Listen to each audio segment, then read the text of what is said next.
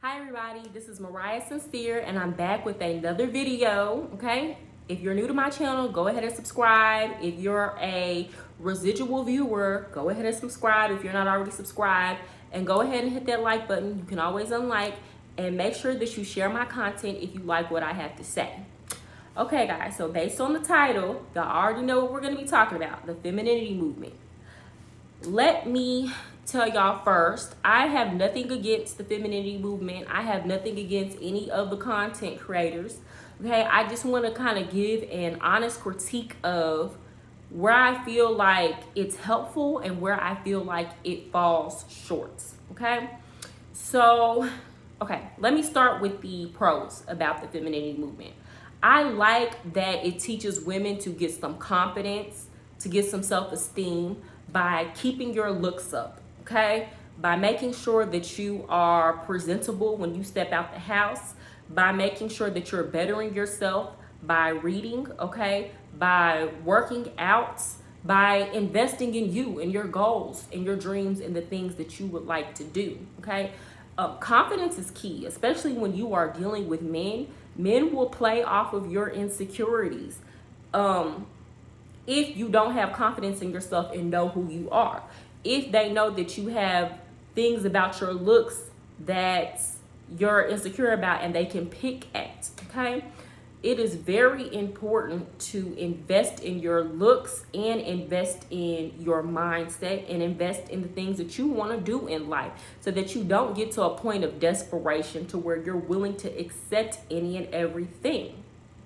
However, I personally feel like the femininity movement places too much on looks, okay? Because looks only get you through the door.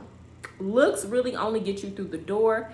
And a lot of the times I see these women telling you to invest in yourselves and in your looks in ways that you're not going to be able to keep up, especially if you're just around the house. You know, I have absolutely no problem with makeup, but if you're putting on makeup to the point where you look like a completely different person, don't get upset when you attract somebody who thought that you looked a certain way with your makeup on, and when you take your makeup off, they're no longer attracted to you. And y'all can say that that's men being in women's business, but put the shoe on the other foot. Like I saw on Facebook, there was these fake abs and pecs. It was like a bodysuit. It kind of looked real. They were selling for men, and I was thinking, like, what if I looked at a guy and he had that on, and I started talking to him just because I thought he was that kind of fine, and then we get in the bedroom and he takes that thing off.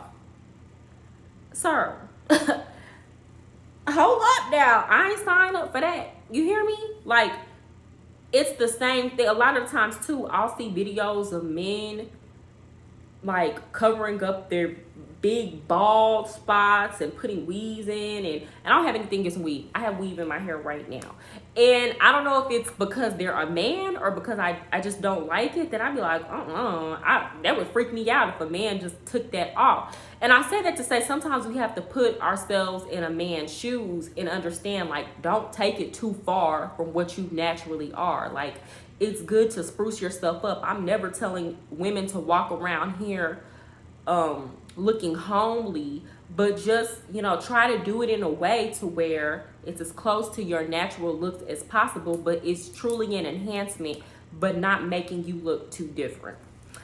Another thing I don't like about the femininity movement is that I feel like it tries to turn you into something that you're not, to get one particular type of man. Okay, so for example, a lot of the women that are in the femininity movement, they promote dating interracially, which is fine. I feel like women should keep their options open, but at the same time, they'll tell you to change your aesthetic and the things that you like so that you can get a man from another race. But what if you don't like those? Like, what if you don't like that look? What if it's just not you? So for example, a lot of women from the femininity movement, or who watch the femininity movement, have made some comments towards me about my long nails. Okay, oh, these claws, or oh, that's ghetto, and I wear big hoop earrings. Okay, well, this is what I like. Okay, I'm not out here looking crazy. I'm not out here looking destitute, but this is what I like. So any man that I get with is gonna have to at least be okay with that. I'm not gonna change up my style completely just to get a certain type of man, because that's fake, and I'm not gonna be able to maintain that. That's just like how they used to tell black women, take your braids out on the job interview and straighten your hair, but once you get the job, put the braids back in. I'm not doing that. Okay, you're gonna either like me and the style that I'm coming with, or you're just not for me, and I'm totally okay with that. I'm not changing up my style for a man. Okay. Also, they'll tell you to change the things that you like. It's so focused on, I guess, high class or fitting into high society, but what if you don't necessarily fit into that?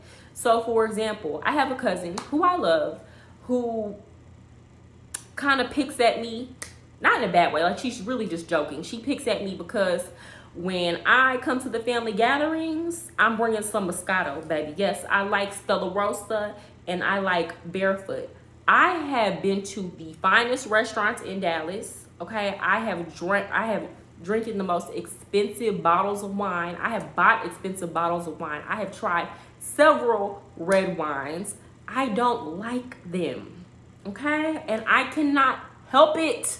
Okay, and she believes it's because I haven't been exposed to anything, but trust and believe me, I have tried a lot of high-end wines, and I do not like it like I like a Moscato or a Rosé. And I'm telling you, Stella Rosa just does it for me. So, you know, I'm not gonna go somewhere and pretend that I like that just to seem high class, okay? Now, I'll try it. I'll even drink it if it's available, but I'm not going to pretend that that's my cup of tea. You understand what I'm trying to say? So, of course, I know not to bring Stella Rosa to an upscale charity event, okay? I'm gonna drink what's there. Y'all get what I'm trying to say? Like, I get time and place, but at the family gatherings, whatever man that I'm with gonna have to accept the fact that I'm bringing my bottle of Stella Rosa, and that just is what it is. And I feel like a lot of y'all ghetto, okay? A lot of y'all are ghetto, and y'all are watching these femininity channels completely changing the way you talk and the way you like to dress and the way that you look in hopes of getting a man, okay? Don't introduce somebody to a vibe that you can't maintain. Okay, because somebody will get with you because you made yourself into who you thought they wanted you to be, and that's not even you. And when they figure it out, because you can only front for so long, they're going to be upset because they're going to feel like you tricked them. So that's really my main problem with the femininity movement. I feel like it doesn't leave a lot of room for women of all different backgrounds, cultures, personality type. If you watch these videos, all these women pretty much dress the same way, talk the same way. And again, it's not to talk bad about them, but it's very much trying to fit into an aesthetic or fit into a box that personally, most women that I know in my real life don't look or behave like that. Okay. And I know women who are classy. I know women who are ratchet. I know sophisticated ratchets. I know women who come from the bottom, and I know women who have a lot of money, and majority of them don't fit into these picture perfect molds that the femininity movement is trying to push. So anytime you're getting advice, always consider your own personality, consider what's gonna work for you, and consider if it's possible for you to implement this advice long term. Now, for some of you, it might be to your benefit to go ahead and change some of your ways. I'm not saying if you have some bad habits, don't try to do better. For example, if you're smoking and that's preventing you from getting a certain type of man, well, first of all, I would advise that you quit smoking for yourself. But if, you know, I guess the man is the motivator, then who cares as long as you stop smoking. So I'm not saying don't make changes to better yourself. I'm saying make sure that it's going to be beneficial to you and it's something that you can maintain over time. You have to take everything with a grain of salt. Okay, ladies? All right. Y'all enjoy the rest of y'all night.